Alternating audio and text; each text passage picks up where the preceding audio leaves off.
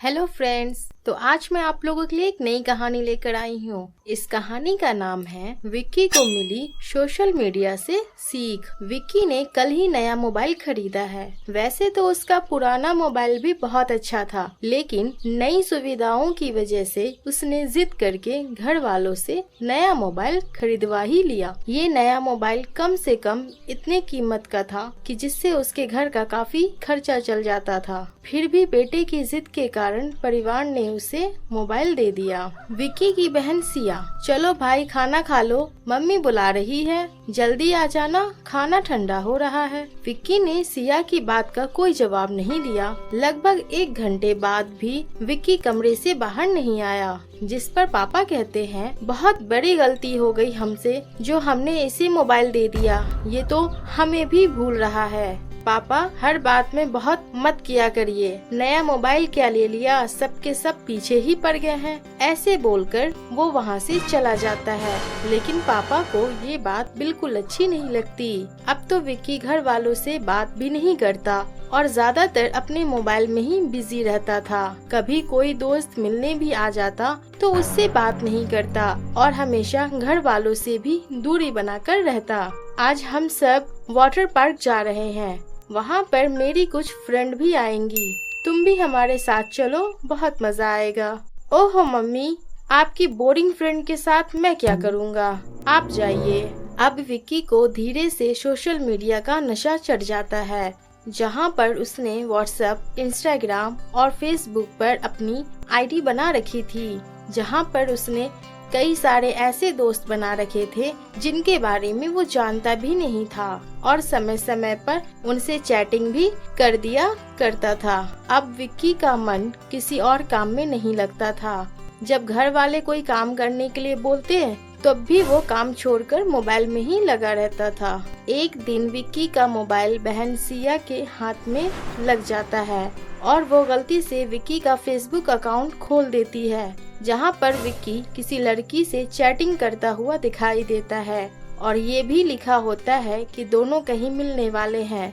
इस बात से बहन थोड़ा घबरा जाती है और मम्मी को सारी बात बता देती है। मम्मी, बेटा विक्की, मैं ये क्या सुन रही हूँ, तुम दिन भर किसी लड़की से चैटिंग करते रहते हो और हमें लगता है कि तुम कमरे में पढ़ाई कर रहे हो। अगर ये बात तुम्हारे पापा को पता चल जाएगी तो उन्हें कितना बुरा लगेगा, कभी सोचा है इस बारे में? अच्छा, तो आपको इस चुगलखोर ने सब कुछ बता दिया? बेटा, बताया किसने ये जरूरी नहीं है, तुम जो कर रहे हो वो गलत है। आखिर तुम उस लड़की को जानते ही कितना हो। प्लीज मम्मी, आप पापा को मत बताइएगा, मैं अब इस लड़की से नहीं मिलूंगा। मम्मी और सिया सोचते हैं कि विक्की को बात समझ में आ गई और विक्की अब इस तरफ ध्यान नहीं देगा। शुरू में तो वो पढ़ाई में मन लगाने की कोशिश करने लगा, लेकिन जैसे ही वो मोबाइल हाथ में लेता तो फिर से उसी लड़की का मैसेज देखने लगता, जिसमें वो लड़की बार बार विक्की से पैसा मांगती और कहती थी उसे पैसों की बहुत जरूरत है। लेकिन विक्की आखिर क्या करता, उसके पास भी पैसे नहीं थे और वो किसी से मांग भी नहीं सकता था। वो बहुत कोशिश करता है कि अपना ध्यान उस लड़की के मैसेज से हटा सके, लेकिन क्योंकि उसे बार बार मम्मी की बात याद आ रही थी कि वो पापा को सब कुछ बता देंगी, विक्की का मन नहीं मानता और एक दिन वो मैसेज करता है, मेरे पास पैसे नहीं हैं, लेकिन अगर तुम कहो तो पापा के अकाउंट से तुम्हें पैसे दे सकता हूँ। लड़की, तुम कितने अच्छे हो, मेरा साथ दे रहे हो, जल्दी से जल्दी अपने पापा के अकाउंट से मेरे अकाउंट में पैसे ट्रांसफर कर दो। विक्की को लगता है कि फेसबुक से ये मैसेज आया है, जो बिल्कुल सही है। वो उस लड़की के बहकावे में आ जाता है। उसके बाद जैसे तैसे अपने पापा के अकाउंट से उस लड़की के अकाउंट में 10,000 ट्रांसफर कर देता है। जब पापा को ये बात पता चलती है तब वो परेशान हो जाते हैं और घर वालों से इस बारे में बात करते हैं। वैसे तो विक्की को सब पता है, लेकिन फिर भी वो चुपचाप बैठा रहता है। कुछ दिनों में बैंक वालों की मदद से पता चल जाता है कि पैसे कब और किसके अकाउंट में ट्रांसफर हुए हैं। ऐसा पता चल जाने के बाद विक्की जोर जोर से रोने लगता है, जिससे सभी को आश्चर्य होता है। अरे बेटा, तुम क्यों रो रहे हो? पापा और मम्मी, मुझे माफ कर दीजिए। अरे तुम सॉरी क्यों बोल रहे हो?